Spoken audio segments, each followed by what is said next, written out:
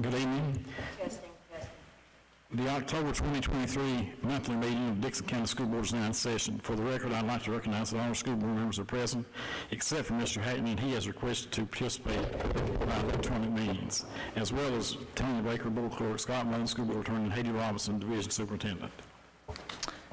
Mr. Hackney, you've requested to join our meeting electronically. Would you like to state the reason why, sir? Yes, I'm requesting to participate remotely due to being out of town for work.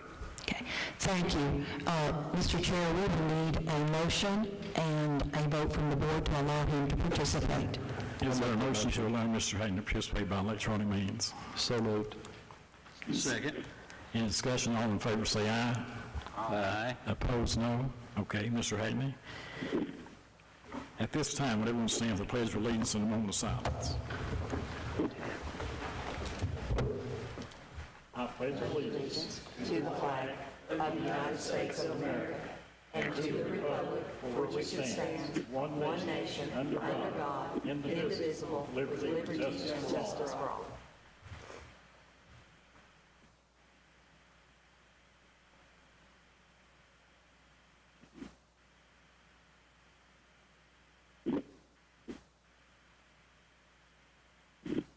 Thank you.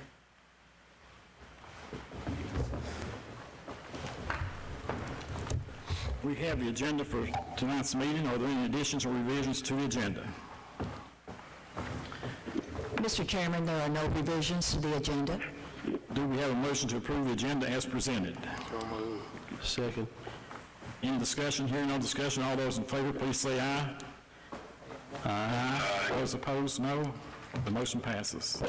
That brings us to public comment. Mr. Hicks, will you please read the guidelines for public comment? Ms. Martin, will you please be our timekeeper? A period of time for public comment will be designated on the meeting agenda during which the public may comment on issues related to public education. The Dixon County School Board believes that the citizens of the county should be heard and that this is an acceptable format for receiving public comment. After the public comment section of the meeting is closed, the public shall not be allowed to participate in general board member discussions regarding agenda items. Public participation with the board members regarding agenda items can be disruptive, and the practice is prohibited by Robert's Rules of Order. It is the desire of the school board to treat each member of the public fairly and equally. Allowing one individual to participate while excluding others is unfair. The board may hold such public hearings as may be necessary to allow the public to more fully express their concerns, or the board may place the public comment section of any meeting at the end of the meeting to allow additional public comments. While we do not wish to restrict the free expression of opinion, we feel that certain restrictions may be necessary so that order and reasonable standards of decorum may be maintained. We ask the following standards be adhered to. The speaker will be recognized by the chair. Each speaker will be limited to 5 minutes. Speakers will refrain from the use of vulgarity or profanity and will avoid negative or embarrassing comments directed toward specific children or students. Board members should not respond to issues presented by speakers unless clarification is necessary. Matters of concern raised under public comment will be referred to the proper official for investigation and future board consideration if necessary.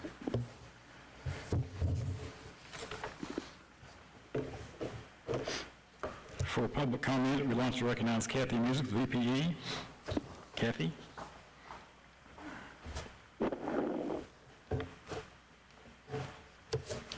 Good evening, Chairman Rasnick, Mrs. Robinson, members of the board. I just want to say what a glorious day it is to be here, and especially coming through this county and all the beautiful leaves and all that. But I want to remind you, November the 15th is the fall submission date for our grants and scholarships. So again, they're pretty easy to write, and if you don't write it, you won't get it. There's all the money's given away. So I ask that you remind the teachers, and if there's any way I can help, I'd be glad to. But thank you for all you do, and enjoy this pretty day. Thank you, Kathy. Is Mr. Tiller here? No, sir, I don't see Mr. Taylor. I'm sorry.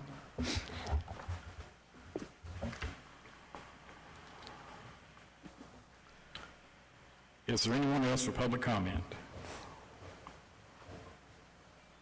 If not, Our next agenda item is the consent agenda, which includes the approval of minutes, approval of monthly bills, revenue and expenditure summary, discussion of school activity funds, approval of field trips, approval of elementary school construction invoices, the approval of bank reconciliation documents, and health statement account. Are there any questions or discussion on the consent agenda?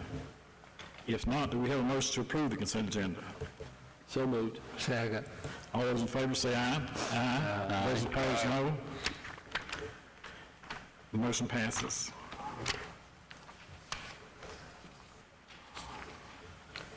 Our next agenda item is information for the school board. Ms. Robinson? Thank you. Good evening, board members. Mr. Hackney, can you hear us? Yes, I can hear you. Okay, thank you. Just for the conference that we have is one that we've talked about for a couple of months. It's the VSBA Annual Convention, November the 15th and 17th at Colonial Williamsburg. 2 of our board members will be traveling on November the 15th through the 17th to participate in that convention, and that is the only convention that we have for the board's information. Thank you, Mr. Chair.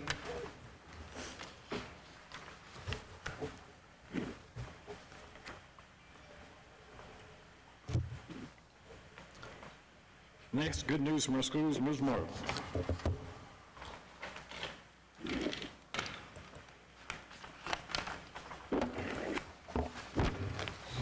Good afternoon, board members. Today I share with you September's attendance and enrollment. In your packet, you'll find the monthly attendance percentages listed for each school, a comparison over the last 4 years. There's also the entry and withdrawals for each year. There's a summary of all the absence intervention team notes, and there's also your monthly picture that I do for you that includes what each school has been doing with the incentives. For the month of September, we do show an increase of 13 students. From last month, we show 1,855 students enrolled in K through 12, 100 in pre-K, the 3-year-old program, and postgraduate, for a total of 1,953 students. For our monthly attendance percentage for the month of September, Ridgeview Middle School had the highest with 92.13% for the month. Clintwood Elementary School was a close second with 92.08%. And as you can see, each school was at 90% or real close. Our goal is at least 90%. Each school is working real hard to try to reach that goal. And as you can see, we were real close on reaching that. Overall, for the district, we were at 90.5% for the month. As you see on the bottom of the page, chronic absenteeism is something that we are continually monitoring, the central office as well as the schools. If you see in the handout, if school was to end at the end of September, our numbers don't look real good. Of course, that's sort of a math thing, because you take the days enrolled, divide it by the number of absences. So of course it's not going to look good. If we finish out the school at 180 days, we're looking okay. We're looking a lot better. Our intervention teams have been hard at work, and hopefully that's making a difference. We're continuing to use Facebook to talk with our parents and to educate our parents a little bit about chronic absenteeism. We hope that's going to make a difference as well. Some of the incentives I wanted to share with you, and it's in your notes there, but some of the incentives, some of the schools are giving away Chromebooks. We're doing awards day for best attendance for classes. We're doing parties. The high school kids, believe it or not, like the pizza party better than about anything that we could give them. Believe it, teenagers like to eat. Ice cream parties. We're doing individual prizes, pop-up prizes, tickets for football games, weekly prizes. We like to do the weekly prizes and the pop-up prizes so that if a child doesn't win something this week, if they were sick this week, maybe next week they can make it all week and they still have an opportunity to win something for improving their attendance. So they're not always, it's not always about perfect attendance. Sometimes it's about improved attendance. We're still working with... Oh, did I go dead there? We're working in conjunction with communities and schools, and they do a wonderful job with working with our schools and helping us with attendance, doing a lot of family engagement activities. Each week, our attendance clerks also work with Dwayne Edwards, our attendance coordinator. They have a Zoom meeting each week to discuss strategies and any issues that are coming up. That seems to be helpful to keep everyone on the same page as well. Are there any questions or anything that you guys have that you'd like me to answer?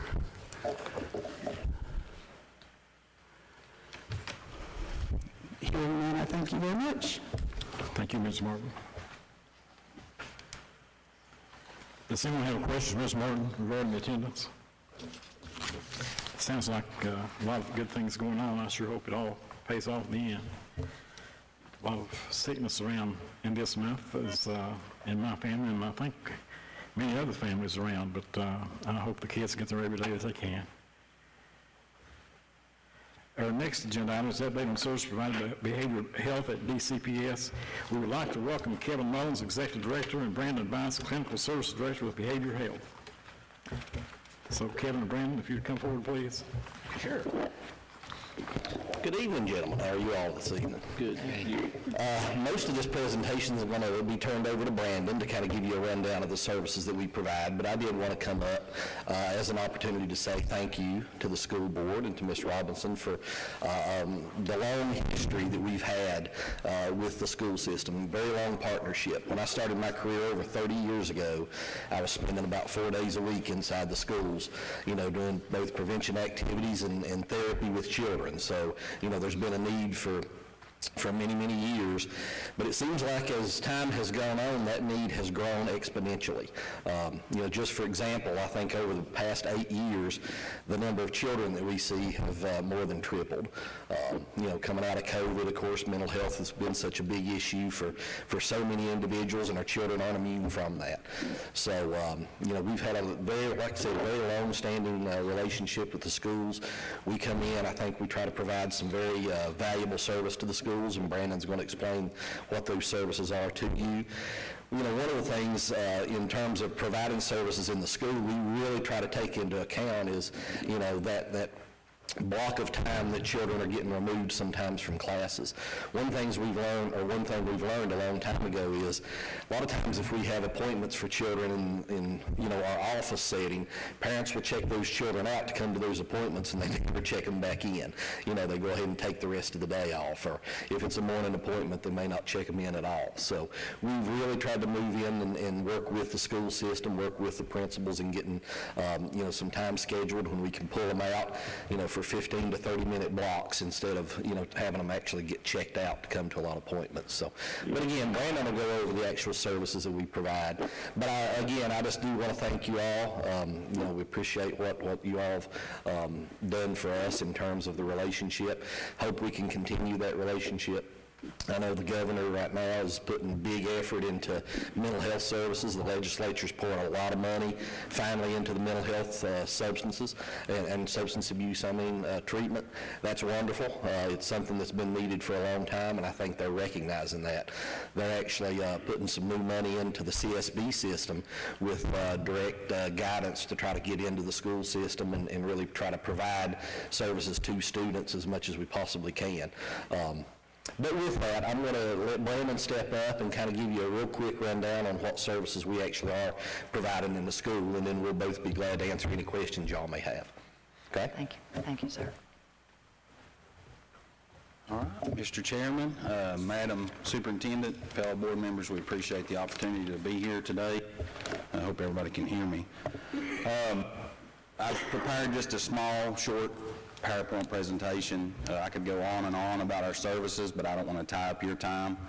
I know you got important business matters to attend to, so as Kevin mentioned, any questions that you guys might have, I don't care a bit, or Kevin don't care a bit to answer. Just a few of the primary goals with the effort to increase services are to provide effective evidence-based services to the students of Dickson County, to reduce the impact of mental health and substance abuse symptoms to improve school performance. And I think this third one falls in line with a lot of the discussion on attendance, and it's to reduce student instructional time lost by providing more services within the school system. So next slide, please. As far as services that we provide in the school system, we provide case management, psychotherapy, medication management, family support services, mobile crisis, which is a new service that we're getting ready to implement, and I'll talk just probably more about that service than I will any of the others, and then crisis intervention services. So next slide, please. So case management, just a few of the key components of case management is linking and coordinating the local resources and services. We monitor children's stability, monitor their medications, and we coordinate and monitor services. Next slide. Psychotherapy, just a few brief points for that. Conflict resolution, problem solving, establishing and maintaining healthy coping strategies, exploring behavior patterns, and improving level of functioning. Next slide. Medication management, I think Dr. Lyle is more than familiar with this service. He provided it for us for several years. Treatment system used to provide, to ensure that patients are receiving optimal therapeutic outcomes for the prescription medication that they are taking. Next slide. Family support partner, it may also be referred to as peer services. These are individuals who've had lived experiences as a parent or a caregiver to children with emotional, behavioral, or mental health challenges. So, next slide. This is the new service that I had referred to. This is mobile crisis services.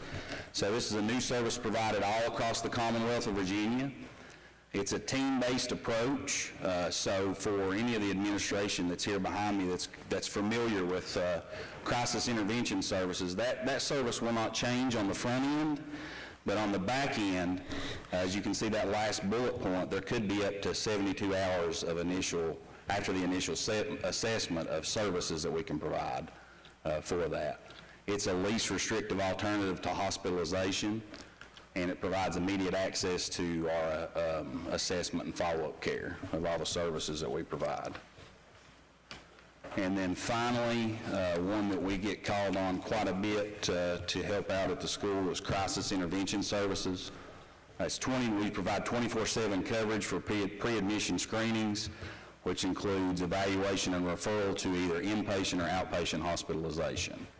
And so we never want to see our kids get to a point where they may become homicidal or suicidal or even lack capacity to care for themselves or take care of themselves. But in those situations, we do have to provide crisis intervention, and it could result in inpatient hospitalization. So that's all I have. We will definitely entertain any questions that the board may have, but we appreciate your time to be here to present. So thank you. Thank you, Brandon and Kevin. I hope that we can work well with you all as we have in the past, and I know that a lot of new things come down, and with all the scheduling things, I know that it's a complicated piece of business, but I know that you all will all do good work, and you have in the past served our kids in a very excellent way, I think. I just ask that all the people in the school know, and everybody is aware of what's available, and that you can all make it blend together to work as best as it can be, because we certainly have a lot of children who need some assistance, like the good work that you all do for them. So I certainly thank you very much for being here. Mr. Resnick and board members, Mr. Morris joined us this week on a collaborative phone call with Propel and Communities and Schools, and so they're going to partner with us twice a month just to talk. Kevin, you're certainly welcome also. But just to talk about issues and problems and collaboration, so that it really is just roundabout services for our students. So I want to thank you for taking time to do that. Thank you, we appreciate you. That's wonderful. Does anyone have a question for Mr. Bice or Mr.? No question, but I think you all are doing a good job saving student time as well as perhaps giving them or providing them more services than might be available. So as long as it's coordinated with the school, I think it's a great thing. Yes, sir. Thank you, Dr. Lyle. Does anyone else have a question for Mr. Vice or Mr. Mullins? Well, Kevin's been there, he said for 30 years, that's a long time, Kevin, for sure, but it's all been good, and It's actually just over 30 years that I started and really started doing prevention and working in the school system. Wow. And we were actually providing services before that, so we've had a very long relationship. well, we deeply appreciate you all's cooperation and the good work that you all do. Thank you very much. Thank you. At the end of the year, we will ask them to return, as we do with Propel and CIS, and just tell us a summary of the year, so that the board will know and our public will know what behavioral health and all the organizations that work in our schools for our children are doing. So we certainly appreciate and we'll look forward to that report. Thank you. The next item on the agenda is construction update on new addition at Ridgeview Elementary School. Mr. Tim Burge. Tim? Is that me? Oh, Mr. Burke.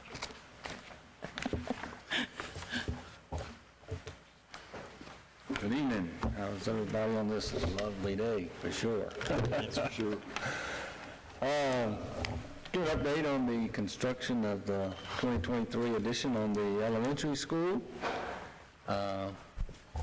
The addition, they completed this month, they've completed pouring the slabs on grade. They've started stacking the ICF up, and they will be pouring those walls up to about the top of the windows tomorrow. And the mason will be here. They've set door frames and things in preparation for the mason to be here next week to lay up the 2 interior walls that support the bar joists for the second floor. And they'll be moving forward. I think the bar joists are scheduled to be here mid to early November, and then they can proceed on up with the second story and get the roof joists on and get a roof on this place. Next, the addition is still within budget. We are planning furniture, in the process of that. We're procuring the low voltage cabling and the technology piece. I think most of it's already been procured and has been delivered from what I understand today. So that's good news to hear. Next, some progress photos. This was as of today. You can see they've got the walls up, the braces up, and actually that was yesterday. They were supposed to receive their walk boards today. Next, another picture of it, looking back towards the middle school. Next. So now this is mostly all pictures of the interior here. We have, like you can see, the door frames are set, rebars in place for the mason to start laying block. Next. This is more pictures, a big opening there with the wood in it. That's going to be a big window to bring in light. So that would be nice to have that. Next, another picture looking out towards the tennis courts. Next.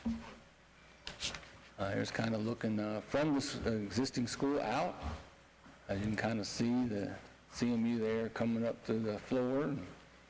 It'd be just kind of like the school that's there now. I have a whole quarter and then the rooms off to the side. Next. Of course, this is looking from the outside. I think that's the last one.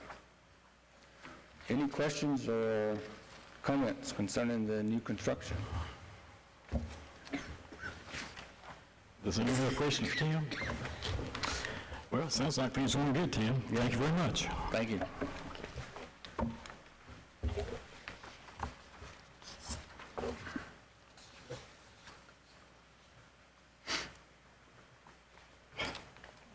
Next on the agenda item is transition of Clinton Elementary School to the Ridgeview campus for the 2024-2025 school year. Ms. Robinson. Thank you. Mr. Hackney, can you still hear us? Yes, I can hear you. Thank you. Board members and Mr. Rasnick, I'd just like to discuss with you just the proposed transition of Clintwood Elementary to the Ridgeview campus for the 24-25 school year. Next slide, please. As we're looking at this proposed plan, our goal is to integrate all elementary schools on the Ridgeview campus. With that, we're looking at Ridgeview Elementary School, pre-K through 4th grade, Ridgeview Middle School, 5th grade through 7th grades, and Ridgeview High School, 8th grade through 12th grades. And again, this will be for the 24-25 school year. Next slide, please. For Ridgeview Elementary School, we're looking at grades pre-K through 4th, as we've mentioned. We're looking at the number of available classrooms with the new addition completed. Pre-K through 4th grade will be 38 classrooms, a total of 38 classrooms. And our estimated projected enrollment will be 707 students. Currently, Ridgeview Elementary School has 597 students, so we're looking at a little bit over 100 more students.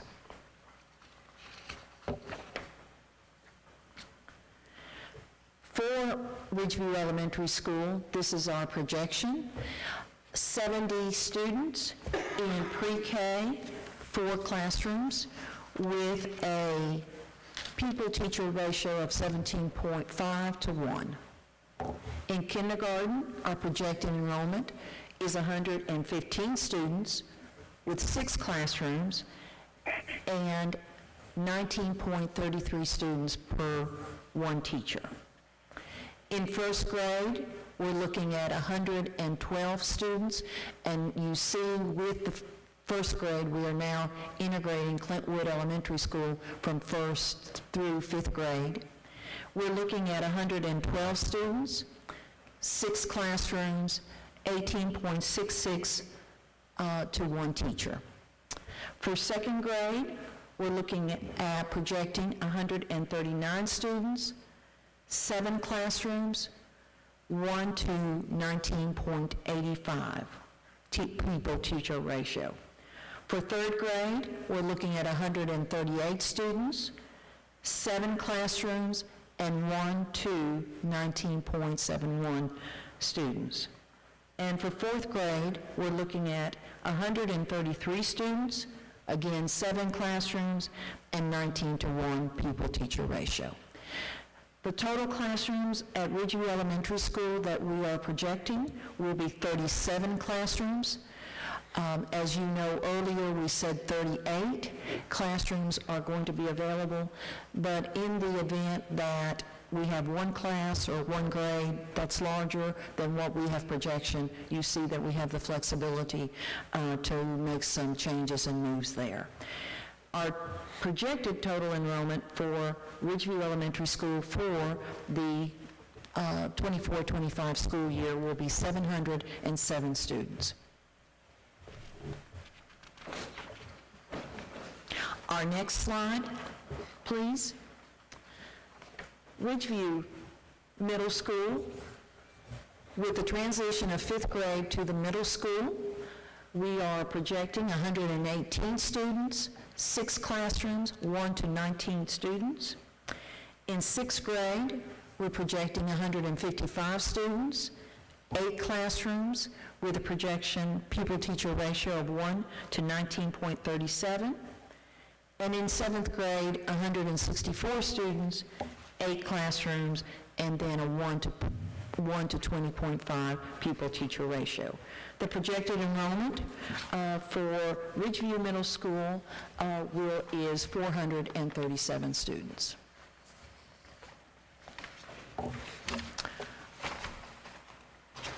Our next slide, please. With the transition of 5th grade to the middle school, we are proposing that 8th grade move to the high school, and we are projecting there 154 students, 7 classrooms, and it will be 1 to 21.28 students. The total classrooms in the 8th grade academy will be 7 classrooms. And I'd like to just spend a little bit of time here because we've had this question asked by many of you in our community, our parents. What we are proposing for the board's consideration is to have 8th grade students to have a separate schedule apart from the 9th through 12th instructional schedule. The students will be separated from 9th through 12th grade students. We are blessed at Ridgeview High School to have an area on the 3rd floor that was designed to be just for 9th grade students. There are 7 classrooms there.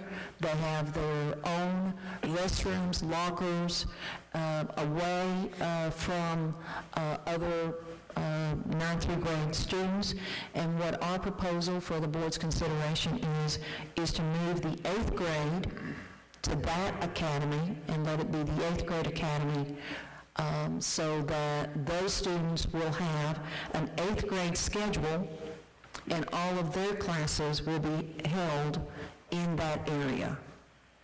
So they will be taking classes with 8th grade teachers. They will be taking classes in most situations with 8th grade students, and they will be to a great degree separated from the 9th through 12th grade students. Our projection for next year, 8th grade, again, 154 students, 7 classrooms. In 9th grade, we're projecting 134 students. 10th grade, 171 students. 11th grade, 149 students, and 12th grade, 148 students. Our projected enrollment in 8th through 12th grade will be 756 students. Now, our proposed to-do list, and as you recall, last year we had a to-do list that we discussed on every agenda and we talked about as we prepared. I was sharing with our principals just at our last October meeting that last year at this time, we weren't sure that if we could fit Irvington in to Ridgeview Elementary School, and the decision to move kindergarten and first grade, pre-K and kindergarten was really discussed, but the board did not vote on that until January. So it's just good to have a to-do list, a timeline, so that keeps us headed in the right direction. But our proposed list for the transition to Ridgeview Elementary School and all our schools is to identify our staff in pre-K through 4th grade. That will be our first priority. Our next priority will be to identify staff 5th through 7th for the middle school, and then to identify the staff in 8th grade. We'd like to have this completed by January or February of 2024. Now, with the numbers that you're seeing, with 707 students at Ridgeview Elementary School, which is an increase of approximately 100 students, we know that we're looking at more administrative staff, more secretarial staff. We're looking at more cafeteria staff and more people with the additional buildings to clean our classrooms. We are looking at transitioning the staff from Clintwood Elementary into these positions. And I think the board has, and I know that you may confirm this, but the board with Ridgeview Elementary School, your message was that we were not, because we were consolidating or because we were transitioning, that our plan was to move all of our staff members, and that is the direction that I'm still hearing from you, that you would like all staff members to move and transition to our new school. So that will be there January and February 2024. We'll also be looking at additional staff at the high school. same. We'll be feeding more children, we'll be cleaning more rooms, we may have to have additional administrative staff there and also counseling staff in those schools. So again, looking to see the people that, the staff members that we have available, and then fitting them in to where they are most needed and they can potentially do the best for our children. From March through June 2024, we're going to finalize our instructional program. We're also going to be finalizing transportation and bus runs. Now, we now have, of course, at Ridgeview, with the Ridgeview rotation, we have all of the buses going to Sandlick and Irvington and Clintwood. Although we do have some buses that begin at Clintwood Elementary School. Next year, all of the buses will begin at Ridgeview. And then from there, they will be going to the Hayside community, they will be going to the Irvington community and the Clintwood community. So as I shared with you, I'm thankful that we have a large bus loop to accommodate those buses, and I'm glad we have a large campus to also accommodate the number of buses. So that's going to be something that we're going to be looking at next year very closely, to integrate the Clintwood buses to begin and to end at Ridgeview.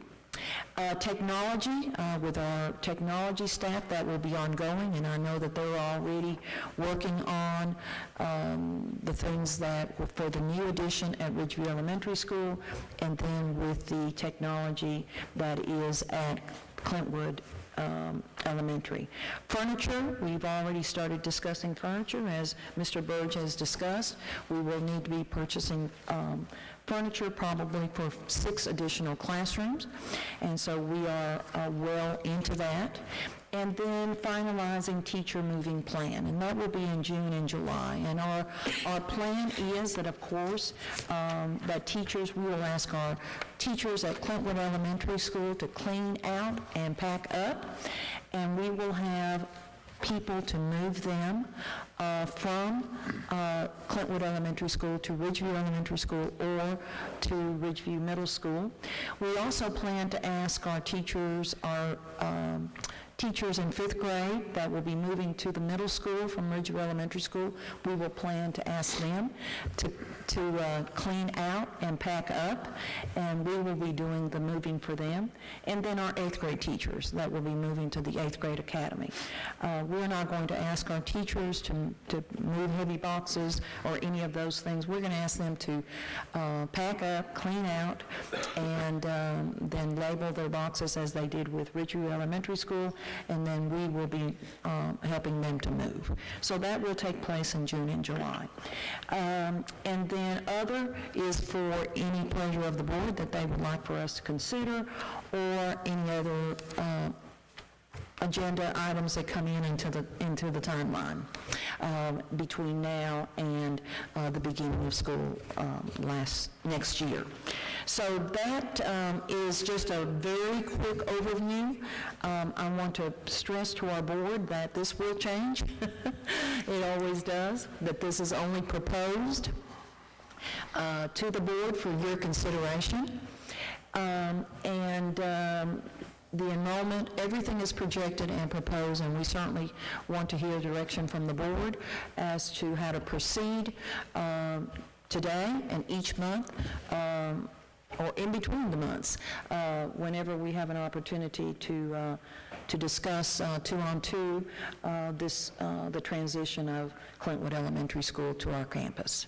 So at this time, Mr. Rasnick, I'll entertain any questions that the board may have or any comments that board members may have. Well, I'm sure there will be questions. That's certainly an awful lot in a short amount of time, but it sounds like a lot of work is already in progress, and I'm sure it'll bear fruit. Does anyone have a question for Ms. Robinson regarding that presentation? Yeah, they definitely put in a lot of thought into this. So let me throw a wrench into that. Yes, sir. Go ahead. So, looking at those numbers, 707 at the primary school, 756 at the high school, and with the 437 at the middle school. I wonder if you guys could look at the possibility of actually allowing the 8th grade to still be part of the middle school. I realize that hallway is in what is considered to be the high school now, but, we're in the same building. And with the middle schools also using a different schedule, it probably fits in better with what more of a middle school scheduling was anyway. And it's just a little bit more equitable, I think, for our staff and our faculty and staff by not having a big class, a big, large group of students in one building and a much lower at the other one. So, that would take, like I said, I think if we're taking the 8th grade out, that'd be 591, would be just under 600 students at the middle school. And kind of even out a little bit. Thank you. That's a very good suggestion. Thank you. Let us discuss that, and we'll come back at our next meeting and have a response or there. The 8th grade would still remain in the 8th grade, but they would be not part of the high school. They would be part of the middle school. Okay. I guess that hallway now becomes property of Ridgeview Middle rather than Ridgeview High School. Yeah. Thank you, sir. Are there other questions?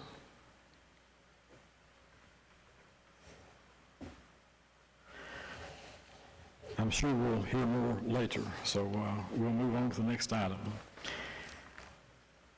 Our last agenda item is to approve the Overton Elementary School as surplus property. Mr. Scott Mullins. Thank you, Mr. Chair, members of the board.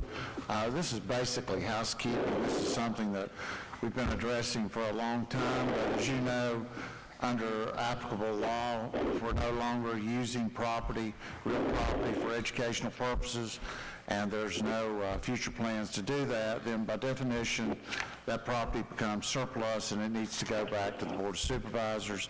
I know that Ms. Robinson's been working with the county administrator to make that transition smooth.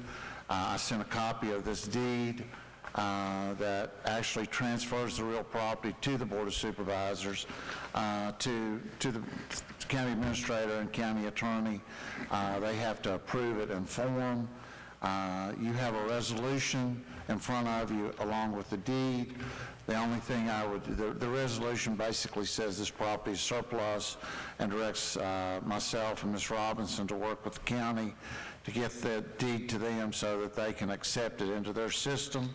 That usually involves not only just the deed, but also making sure the insurance and other things that flow from us to them is taken care of. But anyway, what I would need is a simple motion approving the resolution in the form presented, and that resolution would essentially authorize your chair and division superintendent to execute the deed and do whatever's needed to transfer that Irvington Elementary School property, the campus property on both sides of the river, to the Board of Supervisors.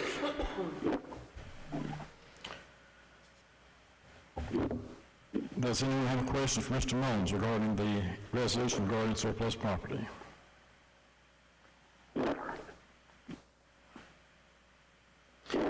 Hearing none, is there a motion to approve the resolution? So move that we approve the resolution as presented. Motion and second. All in favor say aye. Aye. Opposed, no. The motion passes. Mr. Resnick, let me just add that school division and the county are working very close together. Irvington Elementary School will be, gym will still be used as a voting district precinct for that area, and so we are preparing the gym. I want to thank our technology staff. They have helped us with the phone system, the internet system. We do have heat now in that building.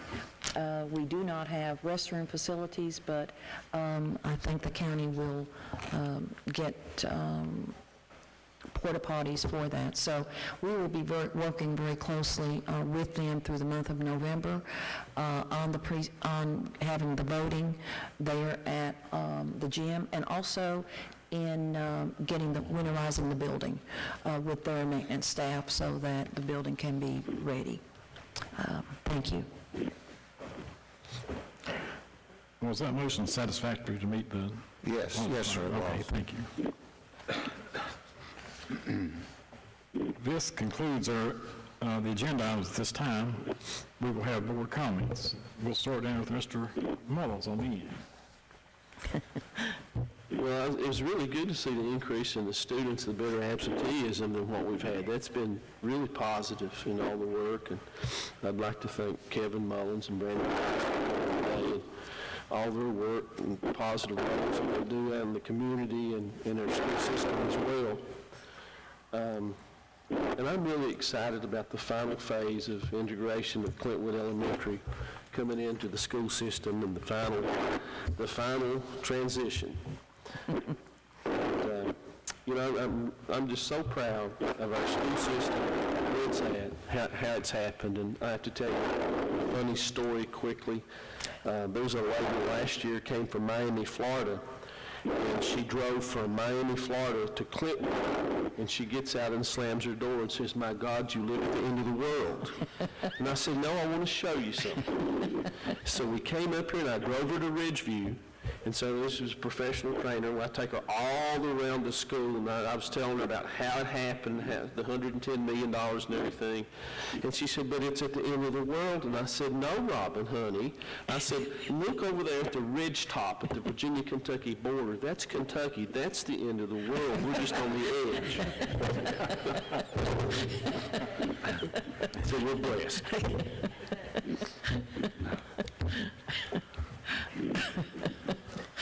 That's wow. I appreciate all the work and effort to get the new elementary school complete. The physical work and planning is ongoing, tremendous effort. And I appreciate the behavioral health presence here. It's good to know what's going on in our schools. And I look forward to the state convention, which will be soon, in a couple of weeks or so. Give me a chance to hide out for a while. Not too long. Mr. Hackney. Yes, I'll just congratulate the Ridgeview volleyball team on their continued success. That's all I have. Thank you. Thank you, Mr. Hackney. Mr. Hicks. Yeah, there's a lot of good things going on, for sure, and it's definitely welcome to see behavioral health back in, and we've got so many services for our students now, and I'm sure that's going to make a big impact on those students, and you know, they got to be here to get those services, so hopefully we'll get them in here, but you know, those numbers look pretty good. We're getting a little better all the time.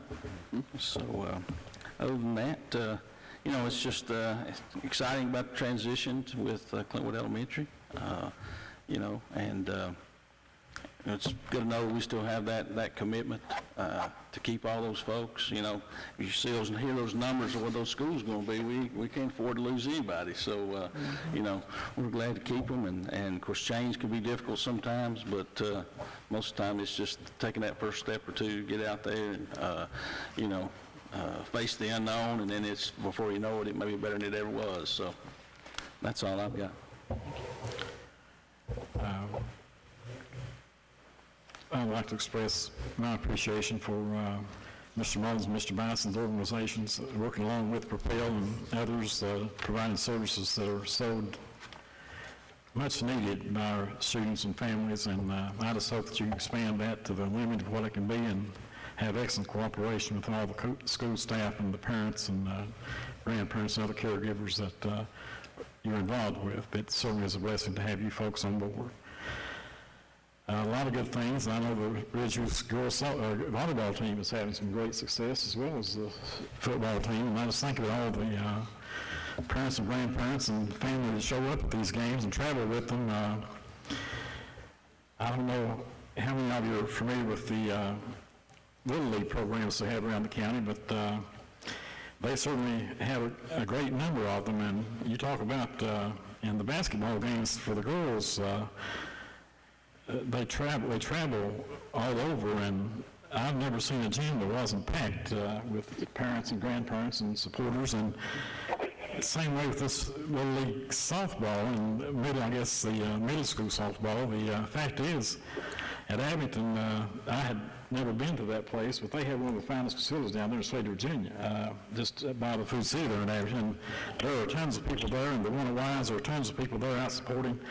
And my heart just goes out to these parents and grandparents that have to spend all that time on the road, because it is a task. I mean, it is a challenge to support these children in the way that they need to be, and to see all that support is certainly heartwarming and gives you faith that the future looks bright for us and all those others involved. It's just it takes so many people to make this operation run properly. I know you drive around this, Rick was talking about bringing the person driving around the school. I don't care where they're from, they would be impressed by this facility. And I think if they got to know the people, they would be more impressed by the people here. And I think Dixon County basically has a population full of good folks, and they support their kids in the best way possible, as much as they can do. I think most of them do it in a good way, and I'm certainly proud to be a part of that.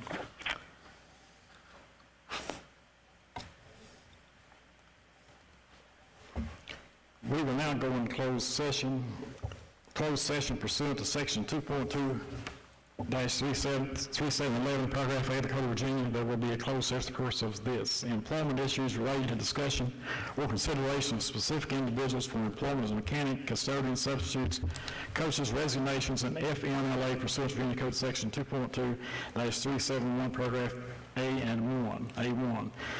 2, student early graduation request pursuant to Virginia Code section 2.23711, paragraph A and paragraph A2.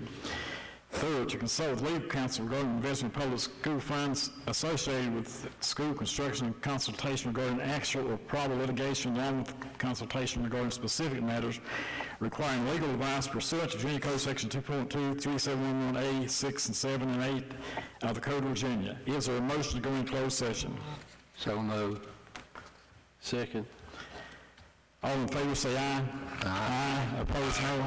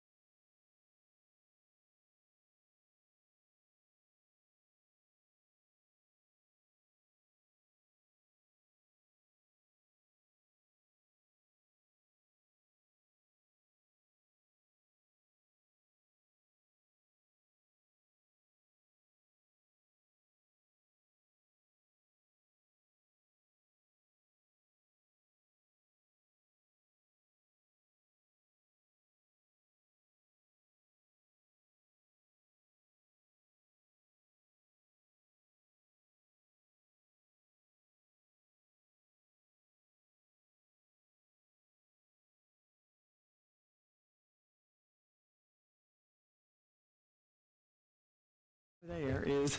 Is there a motion to come out of closed session? So moved. Second. Any discussion? All in favor, please say aye. Aye. Those opposed, no. We're moving on to closed session. Ms. Ross, will you please read the certification? Yes, sir. Whereas the Dickinson County School Board has convened a closed meeting on this date pursuant to an affirmative recorded vote and in accordance with the provisions of the Virginia Freedom of Information Act, and whereas 2.2-3712D of the Code of Virginia requires a certification by this school board that such closed meeting was conducted in conformity with Virginia law, now therefore be it resolved that the Dickinson County School Board hereby certifies that to the best of each member's knowledge, one, only the public business matters lawfully exempted from open meeting requirements by Virginia law were discussed, and two, only such public business matters as were identified in the motion by which the closed meeting was convened were heard, discussed, or considered. Would you please certify? I certify. I certify. I certify. Are there any motions from closed session? Mr. Chair, I would move that we accept the personnel recommendations as presented in executive session. Is there a second? Second. Any discussion? All in favor, say aye. Aye. Aye. Those opposed, the motion passes. Are there any other motions coming out of executive session? Mr. Chair, I would like to move that we accept early graduation for student number 443, 707, 806, and 823. Is there a motion? Second. Any discussion? All in favor say aye. Aye. Those opposed, no. The motion passes. Is there any other business to discuss? Hearing none, do I have a motion to adjourn the meeting? So moved. Is there a second? All those in favor, please say aye. Aye. Those